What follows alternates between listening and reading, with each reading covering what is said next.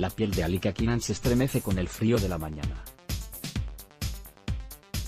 Por cada centímetro de ella pasaron brasas de cigarrillos, golpes que dejaron moretones, patadas, crueldad y violencia, mezclados con la indiferencia y el olor dulzón de colonia para hombres. Son las marcas indelebles que llevan las mujeres explotadas para satisfacer los deseos sexuales de hombres prostituyentes. Pero en esa piel también tiene amuletos, 6 coordenadas geográficas tatuadas en el antebrazo que Alika muestra con el puño en alto. Son las locaciones de los nacimientos de cada uno de sus hijos convertidas en símbolo de una lucha que no fue en vano, en un fallo histórico, el pasado 12 de abril. La Cámara de Casación Penal no solo confirmó la condena a su proxeneta a 7 años de prisión, sino que obligó a la Municipalidad de Ushuaia a pagarle una indemnización. Por primera vez, el Estado argentino fue considerado cómplice por el delito de trata de personas. En 1996, Ushuaia era una ciudad gris con demasiada testosterona repartida en fábricas, buques militares y camiones de carga. La prostitución y las redes de trata crecían al calor de la economía menemista, cientos de prostíbulos abrían en pleno centro, con el visto bueno de la policía y de la municipalidad. A este lugar, donde el viento es helado y en la cara se siente como la dureza de una hoja de cuchillo, llegó Alika Kinan, desesperada por enviar algo de dinero a su hermana pequeña, que había quedado en Córdoba. Con la falsa propuesta de que iría a trabajar a un boliche, ingresó en una red de trata que la mantendría aislada y sometida durante 16 años. Cuando era niña, ella solamente quería tranquilidad. Había nacido un día muy frío de 1976, en Unquillo, Córdoba, pero a los pocos meses ya vivía en Buenos Aires, donde su padre había abierto un bar. Lo único bueno que recuerda de esa época es cierta estabilidad económica. No le gustaba ir al colegio, la maestra la aislaba de clase y le ponía orejas de burro por distraerse, la humillaba. La estadía terminó cuando a su padre le diagnosticaron cáncer de colon y decidieron volver a Córdoba por recomendación médica. La mudanza intensificó el clima hostil que había entre sus padres. Peleas, gritos, reclamos. La tranquilidad seguía siendo un mero deseo. Mi papá se recuperó y empezó a ir al casino y a consumir drogas, como antes. Igual lo veía poco, yo me iba a la mañana y él ni siquiera había vuelto, podían pasar 2, 3 días y él no volvía. Mi mamá se empezó a deprimir, a tomar Lexotanil y a dormir todo el día. Mi hermana y yo estábamos mucho a la deriva, cuenta. Cuando sus padres finalmente se separaron, su madre las llevó a vivir a Cruz del Eje a una casa prestada, sin luz ni agua, y al poco tiempo las abandonó. Alika tuvo que hacerse cargo de su hermana pequeña. Tenía 14 años y crecer de repente también significó soportar el acoso y los silbidos en la calle. Cuando la violaron, no supo a quién pedirle ayuda. Siguió trabajando para que su hermana pudiera ir al colegio y tuviera al menos algo para comer, que casi siempre eran papas y mate, y cuando cumplió 18 viajó a Córdoba capital en busca de un mejor empleo. Fui a la casa de una chica que me ofreció viajar al sur y yo dije que sí, no tenía un peso. A veces, me preguntan, ¿pero vos sabías qué ibas a hacer? Yo les digo, ¿realmente hubiera afectado en algo mi decisión si yo hubiese sabido qué iba a hacer? Me dijeron que iban a inaugurar un boliche, que estaba buenísimo, que iba a ganar muchísima plata, onda vas a hacer lo que vos quieras, vas a poder elegir ir y venir. En ningún momento te hablan de que vas a estar obligada. Así que Alika ubicó a su hermana en la casa de una amiga, le explicó que era lo mejor para las dos, se abrazaron entre lágrimas y se fue hacia lo que ella creía que sería un futuro mejor.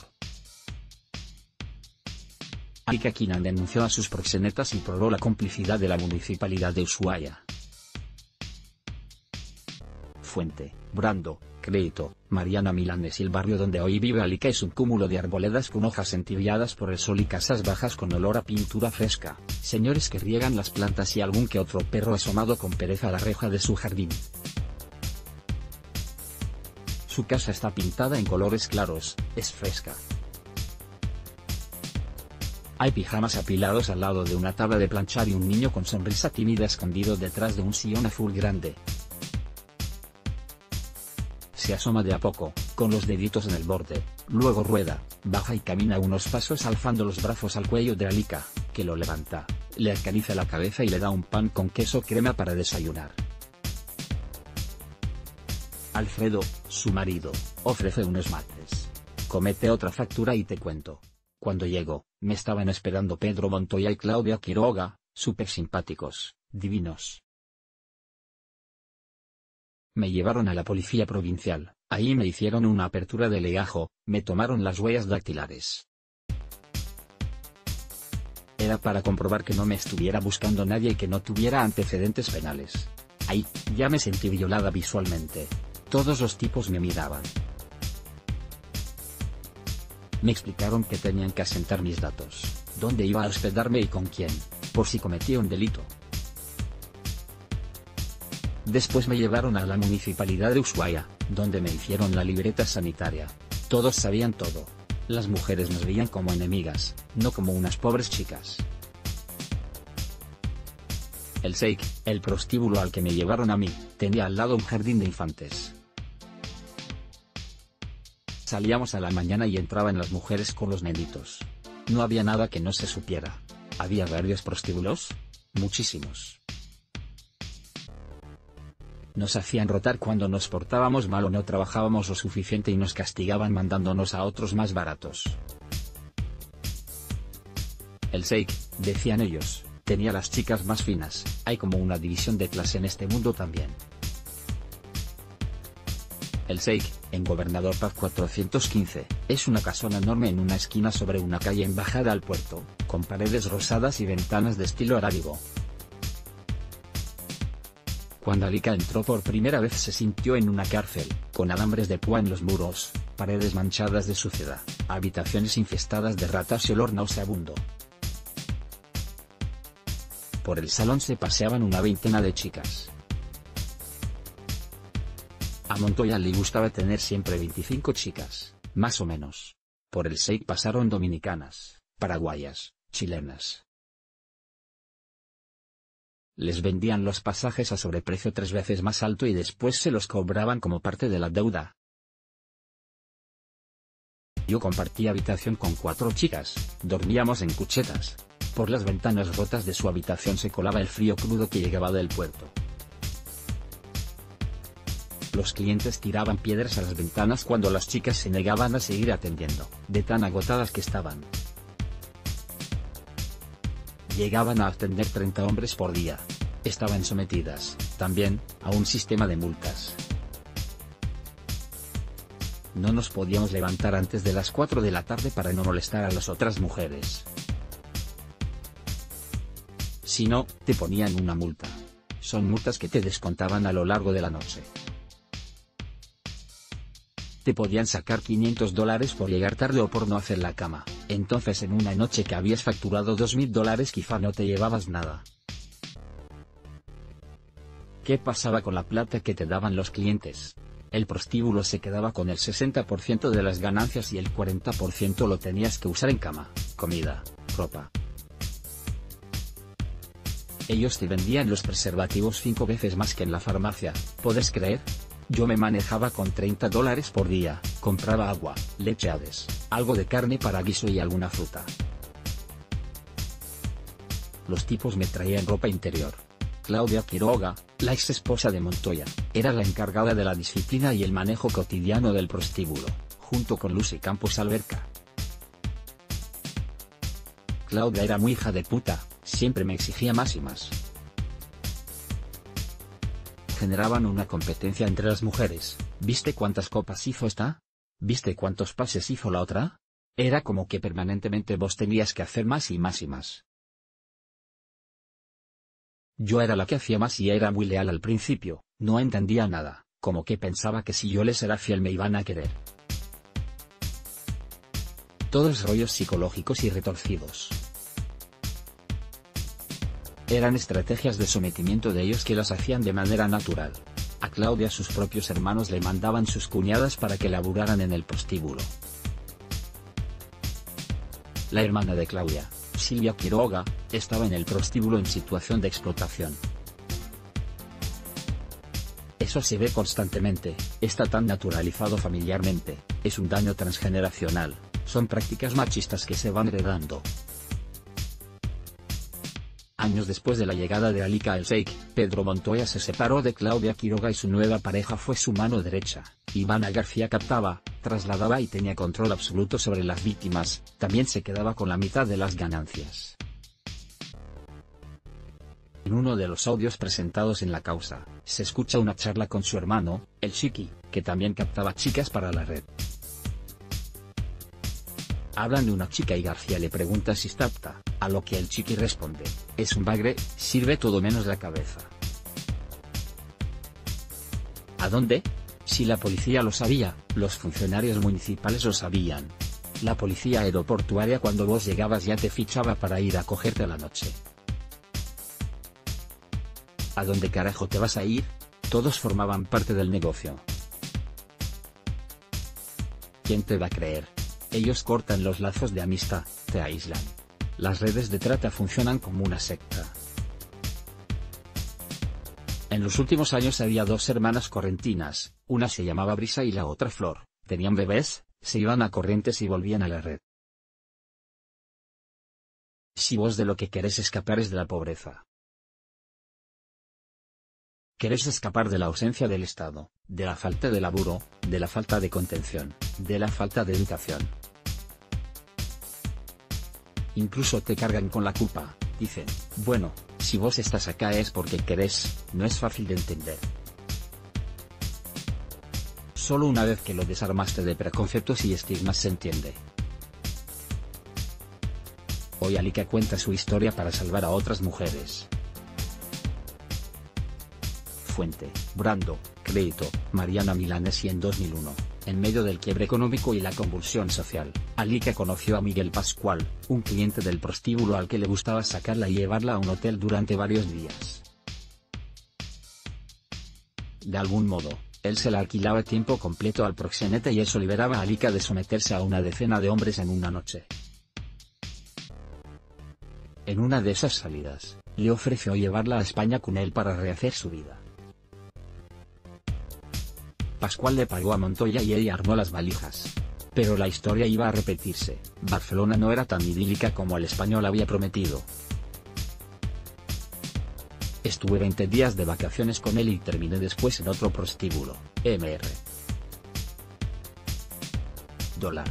Él resultó ser otro proxeneta. Quería tener sus camisas planchadas y la camisa caliente. Yo vivía con él y él vivía aplastado en el sillón, acostado, onda derretido. Era muy gordo. Un espanto. Parecía una caricatura. Me hacía trabajar en un prostíbulo catalán y se quedaba con toda la plata. Yo vivía aislada. Una vez falleció la madre de un amigo de él y yo le dije que quería ir al entierro de la señora. Él me miró riéndose y dijo, ¿vos? ¿Para qué vas a ir vos? Si no tenés nada que ver. Yo me tiré a llorar a la cama. Alika tuvo 3 hijas con Pascual. Ella cambiaba pañales, leía cuentos antes de dormir, calentaba mamaderas mientras Pascual desde el sillón gritaba órdenes como quien escupe balas. Un día, Alika dijo basta. La policía lo sabía, los funcionarios municipales lo sabían. La policía aeroportuaria cuando vos llegabas ya te fichaba para ir a cogerte a la noche. Todos formaban parte del negocio, le pegó a Aliquita.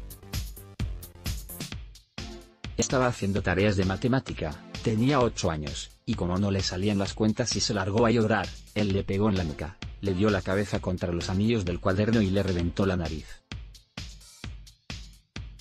Chorreó sangre, yo me la tiré encima. Fue una mierda. Ahí lo convencí de que en Argentina íbamos a estar bien, Fue justo la época de la burbuja inmobiliaria, 2008.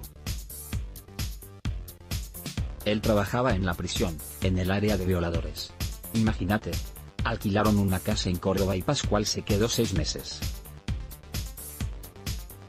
Cuando se fue, Alika se sintió liberada, pero de nuevo en la encrucijada. Tenía que mantener a sus 3 hijos y sentía que la única alternativa que le quedaba era volver al sur. Que era el único modo que tenía para ganar la plata que necesitaba para que sus hijos pudieran vivir bien. Se lo planteé a mi papá, que estaba en Córdoba, y él aceptó encantado. Onda, yo cuido de los chicos y ella me va mandando plata. Yo pensaba, prefiero volver al prostíbulo que seguir con este tipo que me pega, me maltrate y maltrata a mis hijas. Novia llamó a Tierra del Fuego, los del SEIC le mandaron un pasaje. Alika llamaba a sus hijas por teléfono todos los días. Esta vez sabía perfectamente a dónde iba y qué le esperaba, pero en su cabeza no había alternativa. Una de esas noches, sin embargo, algo cambió. Contale cómo nos conocimos, dale, contale las mentiras que te dije, dice Alika riéndose, mientras Alfredo se acerca, le da un beso en el hombro y se remonta a una rara noche de marzo de 2010, en la que Alika había podido salir a tomar algo con una amiga. Yo era marino y volvía de la Antártida. Llegamos a las 6 de la tarde al canal de Beagle y había tanto viento que no podíamos entrar. Estuvimos dando vueltas 4 horas hasta que a las 11:30 de la noche pudimos desembarcar en Ushuaia. Con un amigo salimos a cenar, él me dio $1 de la suerte y esa noche, en un boliche, la conocí. Nos pusimos a charlar, un poco borrachos, y nos pasamos los teléfonos. Después, él se fue en el barco y yo hacía tan poco que había estado con el español que no quería saber nada con tener una relación. Pero me encantaba hablar con él por teléfono porque era como hacer psicoanálisis, ja. Así que fueron varios meses de hablarnos en los que yo no le decía exactamente qué hacía, me daba mucha vergüenza. La gente piensa que estás en un prostíbulo porque querés, nadie te pregunta cómo fue que terminaste ahí y por qué no puedes salir, y yo no quería que él pensara eso. El allanamiento al SEIC se produjo el 9 de octubre de 2012. Alika estaba en una habitación del segundo piso con su amiga, cuando de repente se apagó la música y todo el lugar quedó en silencio. Se asomó por la ventana y vio muchos camiones de gendarmería estacionados. Asustada, en ese momento lo único que pensó fue en cómo escapar de ahí sin que la policía las atrapara. Pensaba que me iban a llevar presa, que me estaban cagando mi plato de comida y la plata que podía mandarles a mis hijas. No tomaba conciencia de la situación en la que estaba. Escondimos la plata en las botas y en el corpiño y 1 hora después nos tocan la puerta de la habitación. Entraron con la orden de allanamiento del juez. Había trabajadoras sociales y 2 psicólogas, separaron a la que regenteaba el prostíbulo de nosotras. Nosotras éramos 3 dominicanas, 2 paraguayas y 3 argentinas. En ese momento, también estaban allanando la casa de Pedro Montoya. Él sabía que lo estaban investigando y les había dado instrucciones a las mujeres de lo que tenían que decir. En la fiscalía, Alika apareció con calzas de cuero y botas altísimas, una resaca espantosa y ojeras de varios días. Dijo que ella no era víctima, que no entendía por qué estaba ahí, que Pedro Montoya era honesto y bueno, que no las maltrataba. La fiscal, María Hermida, le preguntó por su historia, su relación con su familia, y Alika comenzó a contar 15 años de miseria y maltrato, desparramando angustias acumuladas en su garganta. Le ofrecieron la posibilidad de ir a una casa de refugio, pero ella no quiso. Negaba su situación por miedo. Finalmente, dejó Ushuaia y se fue a Mar del Plata. Meses después del allanamiento, los recuerdos se acumulaban. De a poco empezó a tomar conciencia de quién era, Una víctima de una red de trata con cicatrices, politraumatismos en la cabeza, daños físicos, enfermedades de transmisión sexual y un trauma psicológico que tardaría tiempo en reparar. La pericia psiquiátrica realizada por peritos oficiales del Cuerpo Médico Forense de la Corte Suprema concluyó que Alika Oe sufre estrés postraumático grave crónico, entre otras secuelas. Marcela Rodríguez es la abogada de Alika Kinan. Hace más de 20 años que trabaja con víctimas de trata y violencia y conoce de primera mano los detalles del funcionamiento de las redes. Rodríguez explica que la prostitución es, en muchos casos, algo que traspasa generaciones de familias. Hermanas o madres e hijas en situación de vulnerabilidad socioeconómica son engañadas por discursos mesiánicos de los proxenetas, entrenados en la captación. Cuando hablamos de trata de personas hablamos de captación, traslado y acogimiento de personas. El secuestro es un agravante, pero no constituye en sí el delito. La gran cantidad de mujeres que son víctimas de trata y explotación sexual son mujeres pobres, vulnerables, que creyeron que el discurso de los proxenetas sonaba a salvación, explica. Con Alika como querellante y los testimonios de otras víctimas, el Tribunal Oral Federal, compuesto por los jueces Ana María D'Alessio, Luis Alberto Jiménez y Enrique Jorge Guanciroli, condenó a Montoya 7 años de prisión por ser autor del delito de trata, agravado por pluralidad de víctimas. También reconoció la responsabilidad civil de la Municipalidad de Ushuaia, que debió indemnizar a Alika con una suma de $780.000 por ser partícipe necesario para la existencia de la red. Fuera del tribunal, cientos de mujeres y organismos de derechos humanos esperaban a Alika con pancartas. Al salir, Marcelo Colombo, fiscal federal de Procuraduría de Trata y Explotación de Personas, sintetizó: para consentir, hay que ser libres y estar bien informados. Hay delitos que no es posible consentir porque está afectada la dignidad humana. No podemos pensar que hay esclavos felices. En la explotación sexual, el que se lleva las ganancias no es el que pone el cuerpo.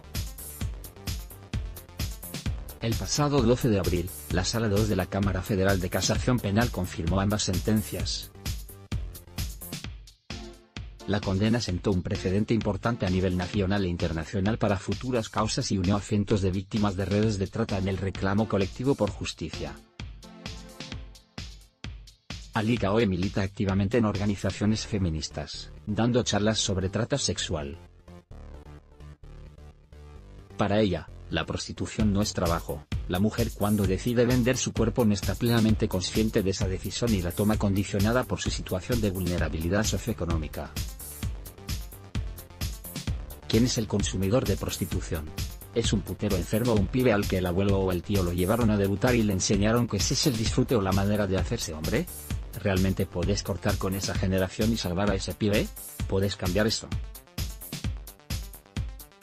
Y más allá de ONG, fundaciones, organizaciones feministas, personalmente cada una de nosotras tenemos esta misión de poder cortar con los linajes de hombres consumidores y mujeres sometidas.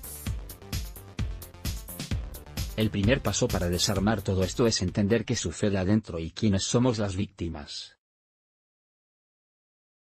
¿Vos recibís amenazas? De tanto en tanto, no como antes, pero de vez en cuando, alguien se acuerda de que me odia y me amenazan a mí y a mis hijos. En su casa, los niños corretean o hacen la tarea. Alika tiene un celular con vida propia que suena a todo momento con llamadas de compañeras y de organizaciones de mujeres. Por las noches, las pesadillas se asoman aunque, ahora, cuando se despierta, ve paredes garabateadas con crayones y siente el olor de las sábanas recién lavadas. Por Candelaria Domínguez, revista Brando, trata de personas. ¿Te gustó esta nota?